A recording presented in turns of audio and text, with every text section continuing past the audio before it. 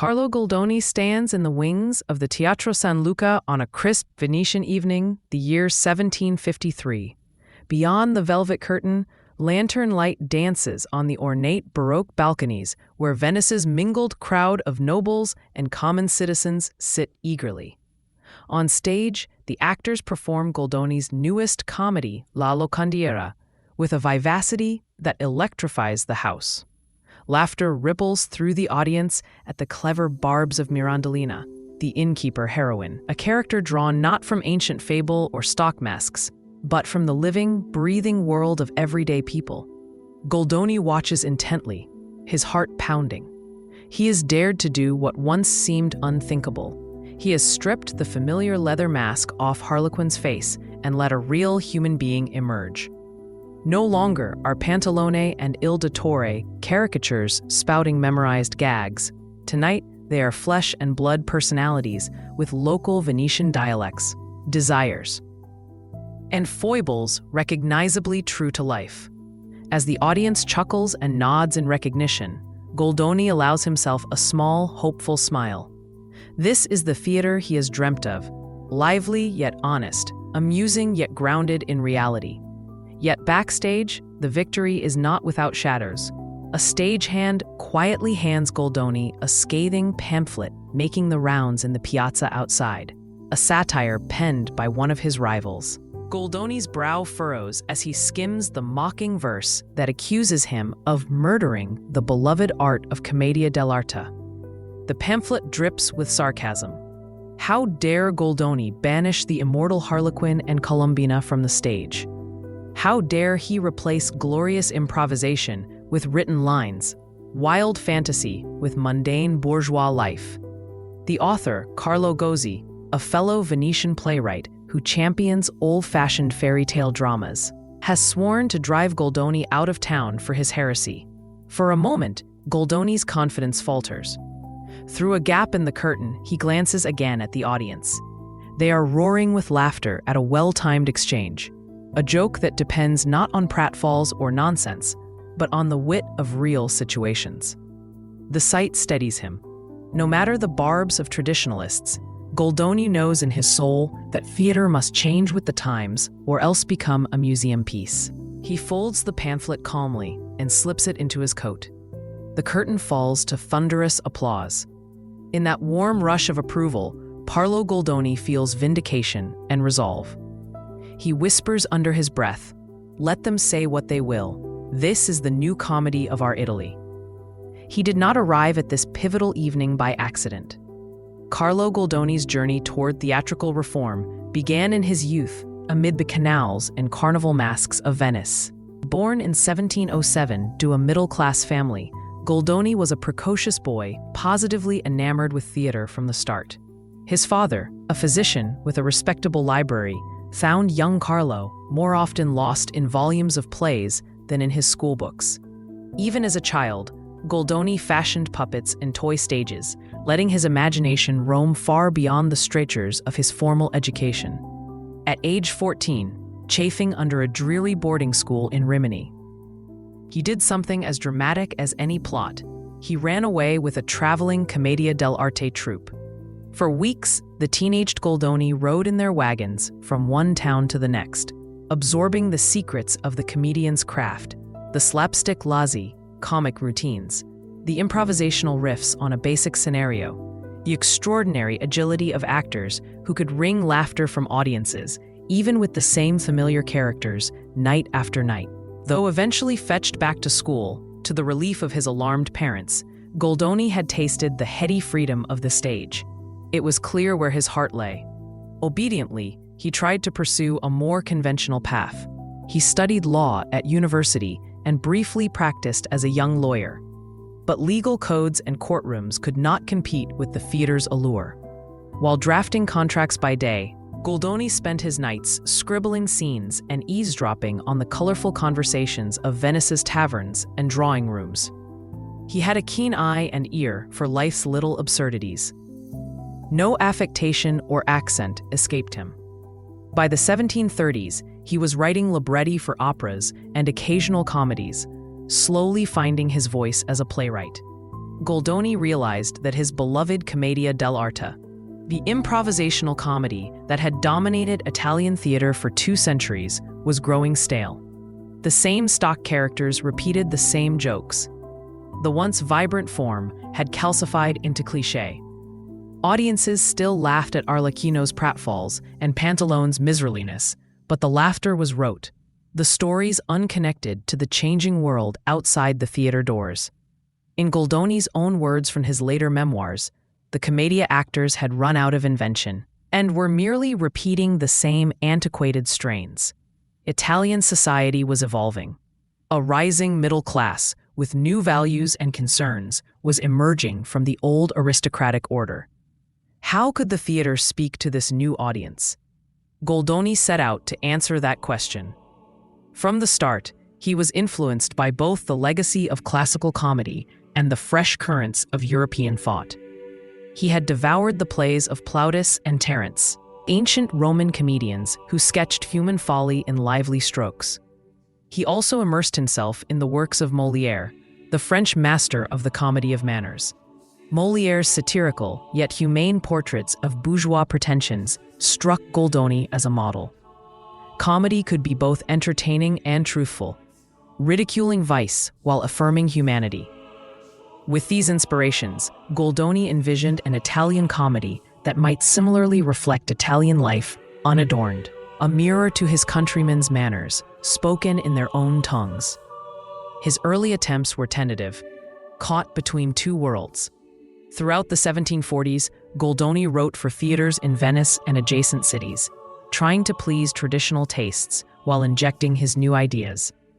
Some plays still employed masks and improvised scenes, but he began slipping in fully scripted acts and more realistic characters.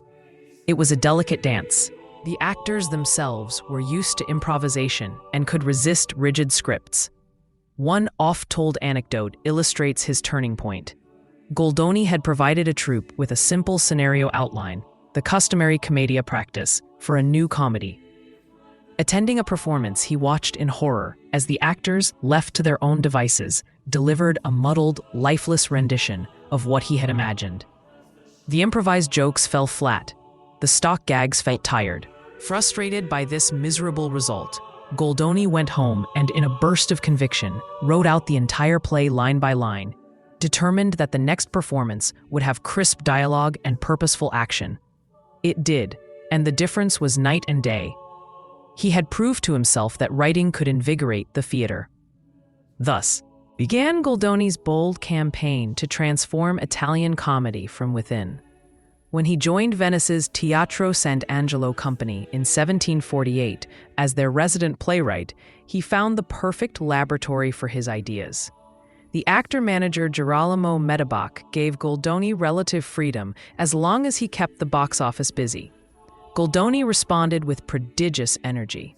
In one famous challenge for the 1750-51 season, he promised to write 16 new comedies, an unheard of feat, to entice audiences and silence any doubters of his talent.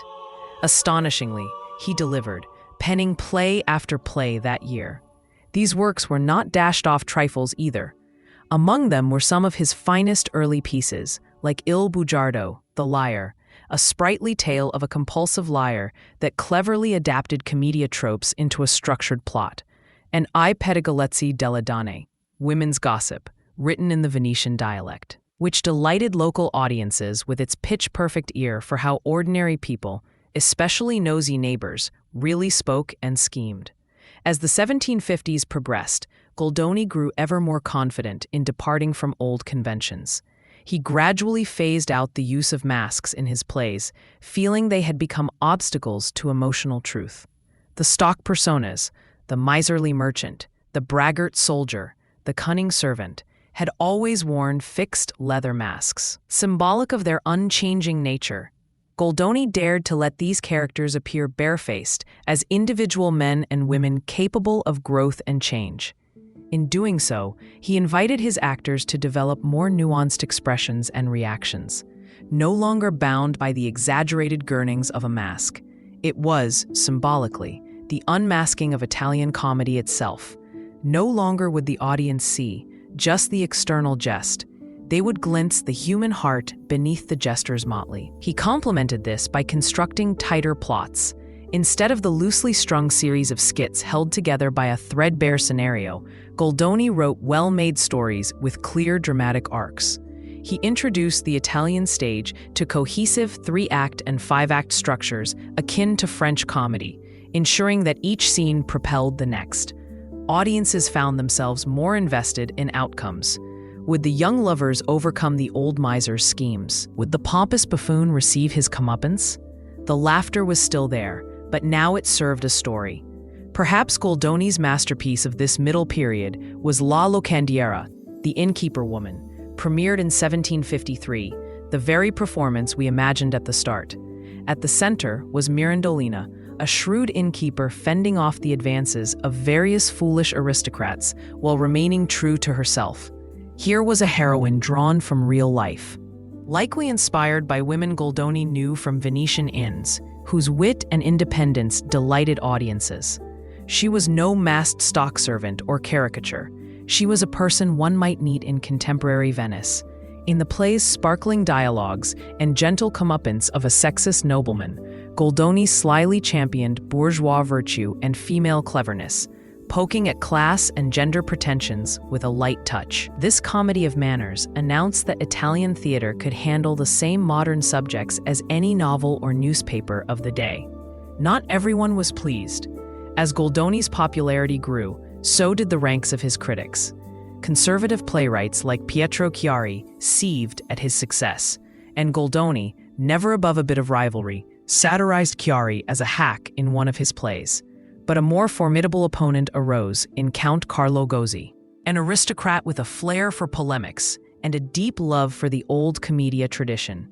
In 1757, Goldoni published a venomous verse lampooning Goldoni, accusing him of robbing Italian theater of its poetry and enchantment.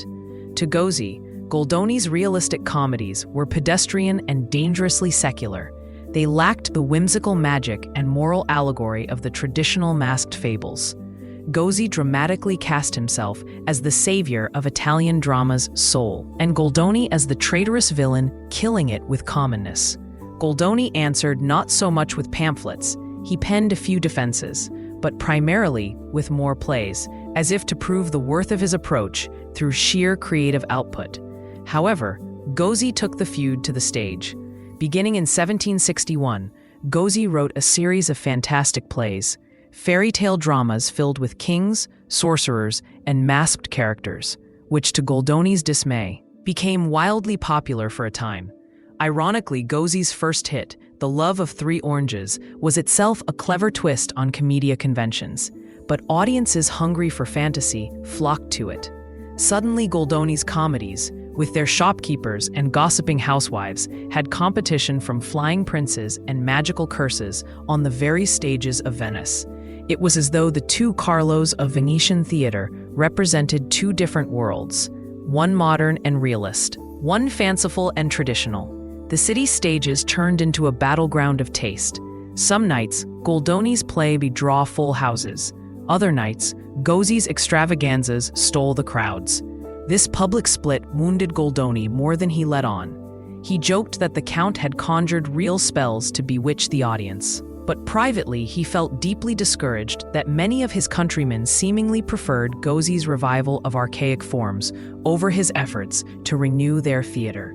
After all his hard work to drag Italian comedy forward, was he to be chased off by dragons and fairy queens? By 1761, Goldoni had made a decision. He would leave Venice and Italy for greener pastures. Perhaps, he reasoned, his ideas would find more receptive soil elsewhere. In 1762, Goldoni packed his trunks and departed Venice for Paris, accepting an invitation to work with the Theatre Italien there. He was 55 years old and starting a new chapter in a foreign land. The night he left, one imagines the canals of Venice reflecting the moonlight as his boat glided away, carrying him from the city of his heart. Did he wonder if he would ever return? Decades later in his memoirs, Goldoni wrote with some sadness about this self-imposed exile. But he also understood it as necessary. The Parisian troupe expected him to help rejuvenate their comic repertoire, much as he had done in Venice. It was a fresh challenge. The first years in France were not easy. Goldoni had to adjust to writing in French. He had learned the language earlier, but crafting jokes and subtleties in a second tongue is no mean feat. He created new plays for the Commedia Italienne, some originally in Italian, others directly in French, trying to appeal to Parisian tastes which favored clear plots and less improv than the old Italian style. He reworked one of his Venetian pieces into L'Eventile, The Fan, a sprightly comedy that found success in 1763. Gradually, he earned admiration among French audiences too. One of his notable triumphs came in 1771 with Le Beau Bienfaisant le Bénéficent Bear, a comedic play he wrote in French for the wedding festivities of the French royal family. It charmed Paris with its blend of Italian warmth and French polish, proving Goldoni could triumph outside his homeland. Though he made a life in France, serving as the director of the Italian theater and later as an Italian language teacher to King Louis XVI's sisters, Goldoni never forgot Venice. He translated many of his French plays back into Italian for publication, as if wanting to share his ongoing work with his countrymen. But Venice and its theater had moved on. After Goldoni's departure, the Commedia dell'arte in Italy continued to decline in quality, and by the end of the century, it would virtually die out, unable to compete with new forms of theater, including the very bourgeois comedy Goldoni pioneered and the operatic melodramas sweeping Europe. In a twist of fate, Goldoni's reforms, once so controversial, eventually became the new norm. Even those who once resisted found themselves writing more like Goldoni when the old style proved unsustainable. By the 1780s, an aging Goldoni found himself in semi-retirement in France. He had seen regimes change.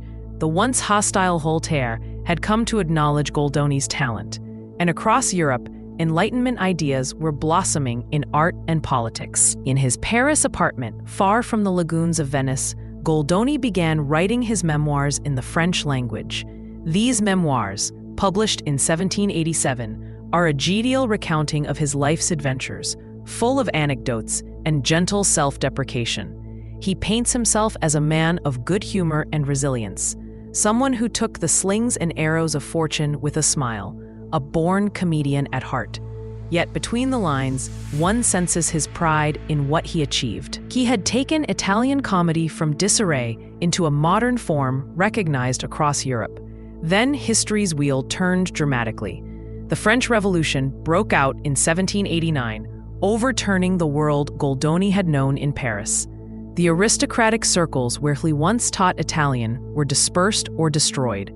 Goldoni, in his 80s, was by then nearly blind and living modestly on a royal pension granted for his service to France. The new Republican government viewed such pensions with suspicion, a vestige of the old regime's privilege. In 1792, Goldoni's pension was abruptly canceled. Suddenly, the man who had given laughter to thousands found himself penniless and unable to afford basic comforts. It is a sad irony that after devoting his life to enriching culture, his final days were spent in poverty and obscurity, while turmoil raged in the streets of Paris. Carlo Goldoni died on February 6, 1793, at the age of 85, in a humble dwelling far from home. Only a day after his death, the National Convention, perhaps made aware of the great dramatist's plight, voted to restore his pension, but too late. A small measure of relief did reach his widow, who received the funds that Carlo himself never lived to enjoy. One likes to think that the gesture meant that a revolutionary France recognized, belatedly, the genius of the Italian who had modernized its sister art form of comedy. News of Goldoni's death was noted back in Venice and beyond. In time, his legacy only grew. The very art form he was accused of killing, Commedia dell'arte, indeed faded away, but something new and more enduring had been born in its place: Italian realistic comedy. Goldoni had proven that an Italian playwright could stand equal to the great writers of France or England by speaking in the authentic voices of his own people. In his plays, Venetians saw themselves, their squabbles, flirtations, pretenses, and simple virtues, reflected and gently mocked, and they laughed not at a set of tired stock figures, but at the universal follies of human nature. This humane laughter would echo in the work of later comic dramatists who owed Goldoni a debt. Even his old rival Gozzi could not prevent the tide of realism. The fantastic plays had their vogue, but it was Goldoni's approach that pointed the way forward. Years later, a statue of Carlo Goldoni was erected in Venice's Campo San Bartolomeo, near the bustling Rialto. It shows him smiling, presumably at some eternal jest, a mask of comedy in his hand. It stands not far from the theaters where his comedies first took flight. The inscription honors him as the renewer of Italian theater. Indeed, Goldoni's life was itself a kind of comedy with a poignant ending. A man who brought joy to so many, facing hardships, but meeting them with a wink and enduring grace.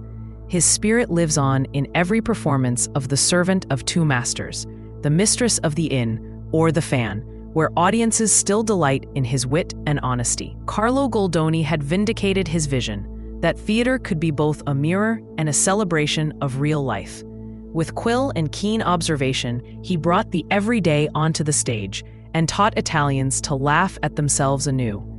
In doing so, he quietly closed the curtain on one theatrical era and raised it on another, one in which the human face, unmasked, became the true stage of comedy.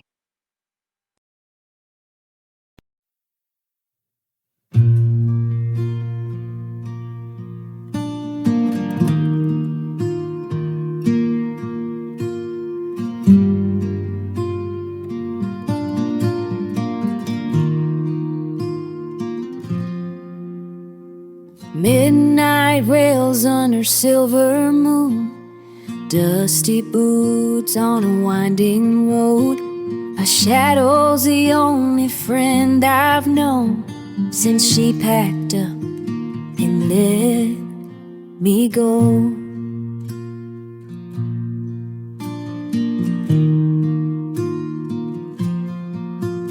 Empty whiskey bottle on the seat, her laugh still echoes in my bones. Saddle's heavy with memories. I ride alone where the wind still blows.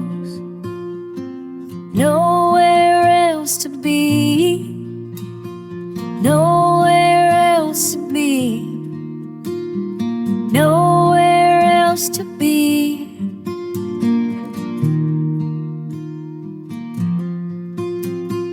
Nowhere else to be, nowhere else to be, nowhere else to be.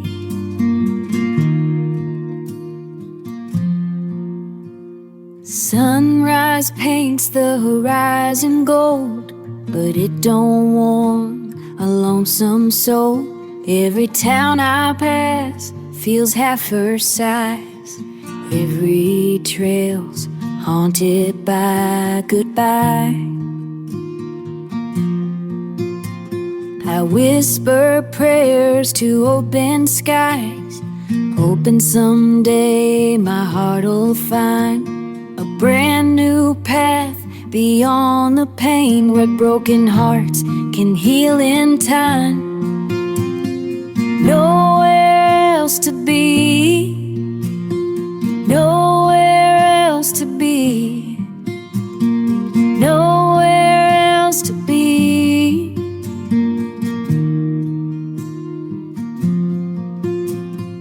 Nowhere else to be, nowhere else to be.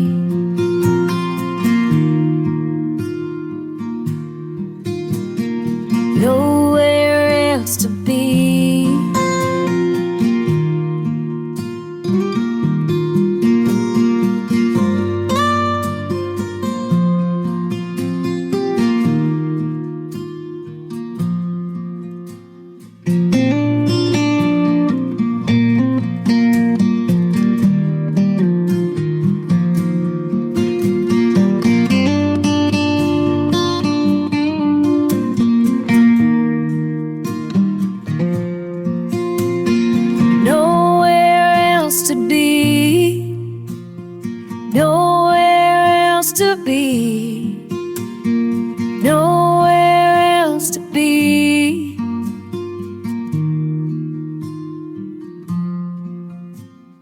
No